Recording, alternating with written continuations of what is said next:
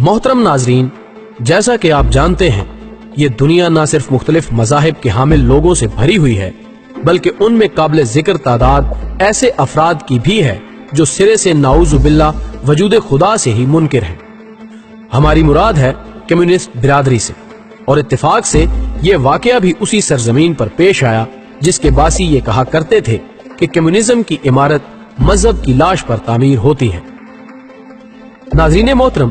90 کی دہائی میں یہ واقعہ جنوبی ایشیا میں رشیا کے ایک معروف صوبے سائبیریا میں اس وقت وجود میں آیا جب وہاں کے سائنسدان اپنے سائنسی مشن کی تکمیل اور دنیا میں گہرا ترین کنواں کھودنے کا ریکارڈ قائم کرنے میں مصروف عمل تھے، اور جب اس کنویں کی کھدائی 14.4 کلومیٹر زیر زمین پہنچی تو اچانک اس میں سے خوفناک انسانی چیخوں کی آواز نے ان سائنسدانوں کو نہ صرف خوف زدہ کر دیا بلکہ وہ اس غیر متوقع حادثے پر بھی غرق حیرت ہو گئے۔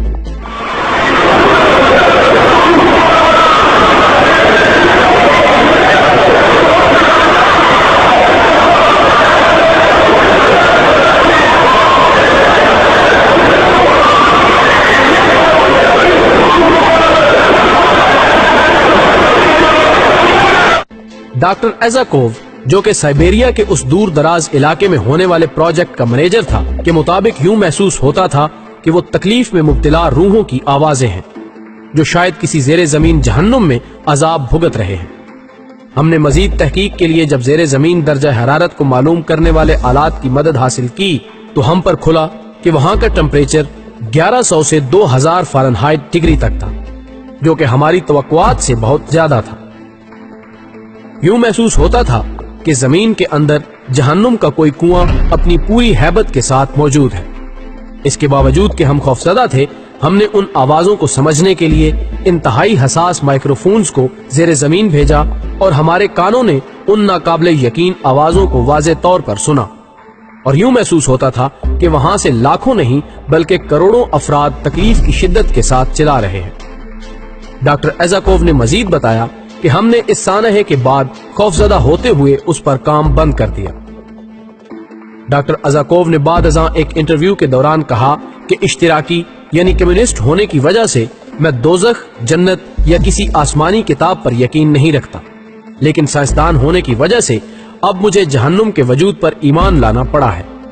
اس نے کہا کہ اگرچہ یہ کہنا غیر ضروری ہے کہ ہم اس خوفناک دریافت کے بعد سکتے کے عالم میں تھے، لیکن ہم جانتے ہیں کہ ہم نے کیا کچھ سنا اور لوگوں کو کیا بیان کیا۔ ڈاکٹر نے کہا کہ میں اور میری ٹیم ہم سب اس بات پر قائل ہو چکے ہیں کہ یقیناً وہ کنواں کسی جہنم کا دروازہ تھا۔ اس نے کہا کہ اس کا ٹمپریچر غیر متوقع طور پر 2000 ڈگری تک پہنچنا فطری اصولوں کے خلاف تھا۔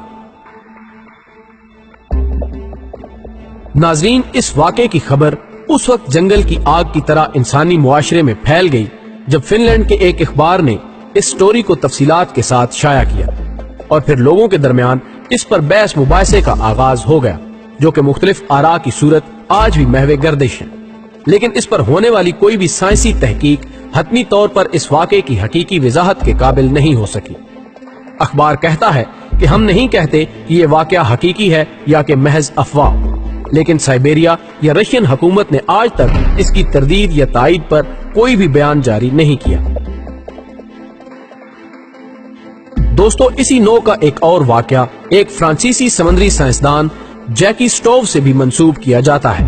جس نے مرنے سے پہلے یہ بیان دیا تھا کہ پانی کی انتہائی حد تک گہرائی میں جانے کے بعد میں نے بھی سمندری غاروں سے لوگوں کے چیخنے کی آوازیں سنی تھی، جس کے بعد میرے خوف نے مجھے اس سمت جانے کی اجازت نہیں دی۔ ناظرین گرامی، ویڈیو پسند یا ناپسند آنے کی صورت میں لائک اور ڈس لائک کے بٹن کو ضرور دبا دیں اور ہمیں اپنی ناپسندیدگی کی وجہ سے بھی آگاہ کریں۔